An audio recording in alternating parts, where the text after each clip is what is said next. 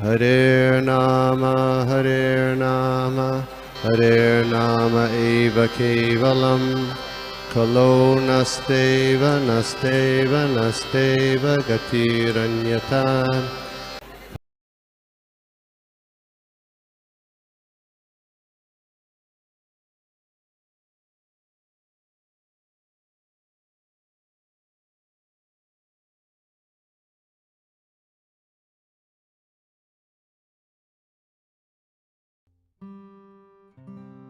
हरे कृष्णा। तो हम लोग देख रहे हैं नारद भक्ति सूत्र, सूत्र नंबर 34। तस्याः साधनानि गायन्ति आचार्याः। तस्याः साधनानि गायन्ति आचार्याः। इसका ट्रांसलेशन और पर्पट देखते हैं हम लोग। Standard authorities have described the methods for achieving devotional service. तो हमारे जो अथॉरिटी है या जो आचार्यगण हैं, उन्होंने भक्ति कैसे प्राप्त करना है उसका रास्ता हमें बताया। ये नारद मुनि जी बोल रहे हैं। स्टैंडर्ड अथॉरिटीज यानी जो आचार्य हैं, भक्ति कैसे प्राप्त करनी है इसका वर्णन किया उन्होंने। तो हम लोग इसमें देखते हैं यहाँ पे पर्पट में क्या लिखा है।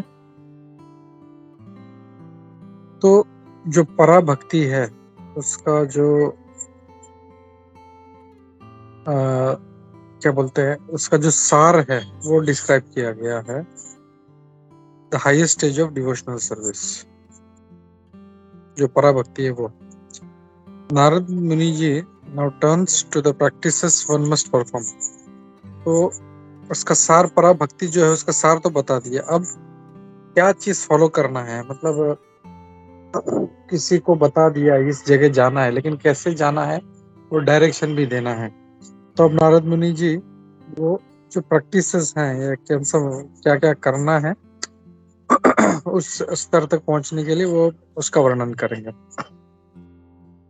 द प्रैक्टिस स्टेज ऑफ भक्ति इज कॉल्ड साधना भक्ति। तो जब कोई प्रैक्टिस करता है उस चीज को तो धीरे धीरे तो उसको साधना भक्ति कहते हैं। नारद मुनि जी ने पहले बताया था कि भक्ति वॉज इट्स ओन मीन्स। भक्ति जो है वो अपना ही उसका जरिया है।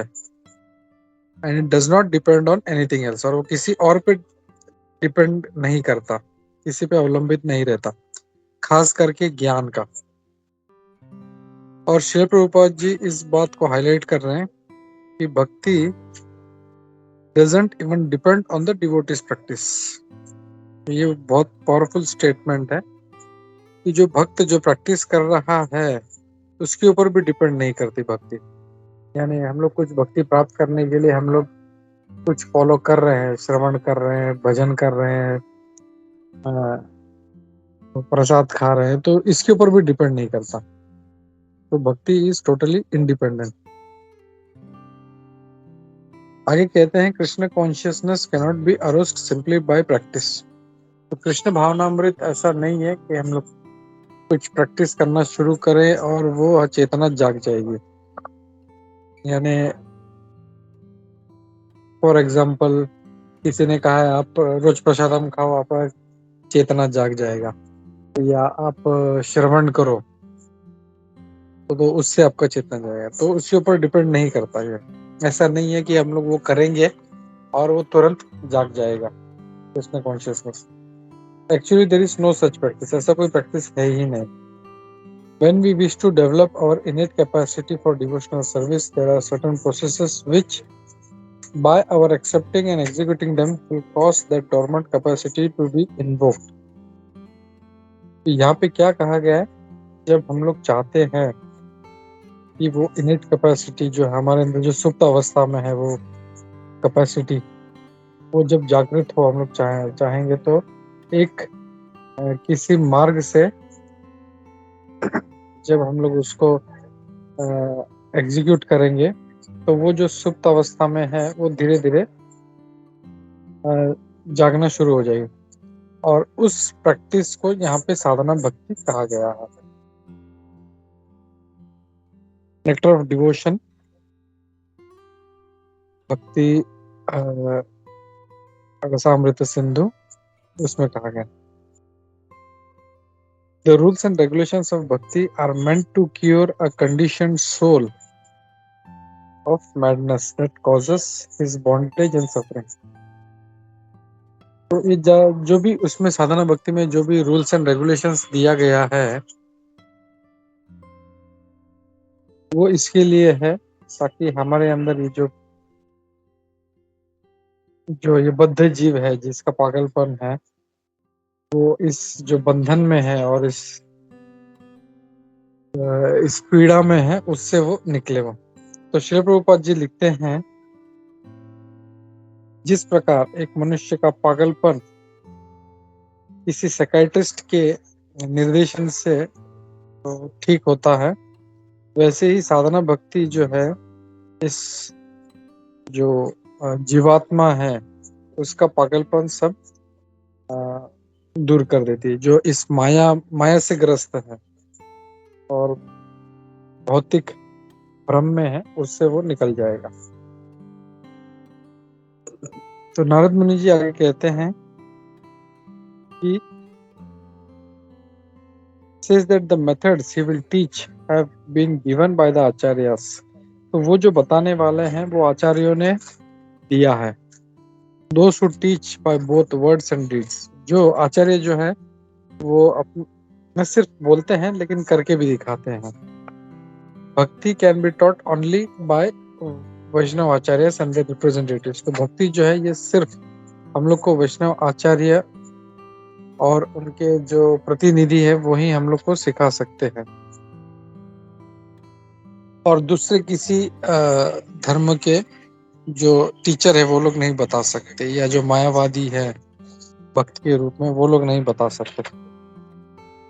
नारद मुनि स्वयं ऐसे एक बड़े महान आचार्य हैं और उनका सिर्फ कहना भी काफी है।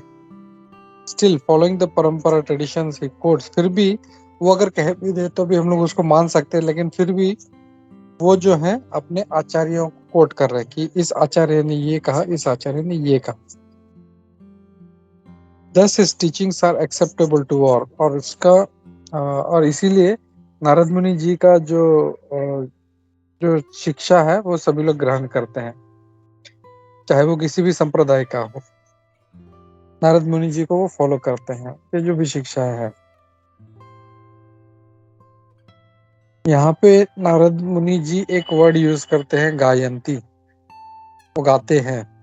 Because the acharyas joyfully teach the principles of भक्ति, और वो गाते हैं सारे जो है, क्योंकि आचार्य गण जो है वो खुशी से वो इस भक्ति के जो प्रिंसिपल्स हैं उसको हम लोग को सिखाते हैं। तो अगर आज का श्लोक देखें तो यहाँ पे नारद मुनि जी खुद एक बड़े आचार्य हैं, लेकिन फिर भी वो ये नहीं कहते कि मैंने ऐसा कहा है आप करो। वो भी जो है जो आचार्य जो पूर्व आचार्य है इनको कोट करते हैं कि इन आचार्य ने ये कहा, इन आचार्य ने ये कहा। तो ये हम लोग को उसमें से एक लेसन लेना चाहिए कि नारद मुनि जैसे महान भक्त जो भगवान के अवतार है तो वो भी जो है वो आचार्यों को फॉलो करते हैं। और हम लोग देखते हैं भगवान भी तीसरे अध्याय में बोलते हैं कि यद्यद आचरति श्रेष्ठ, जो श्रेष्ठ लोग करते हैं वही सारी जनता फॉलो करती है। तो हमेशा जो है एक जो श्रेष्ठ व्यक्ति है उसको सही पालन करना चाहिए उसको।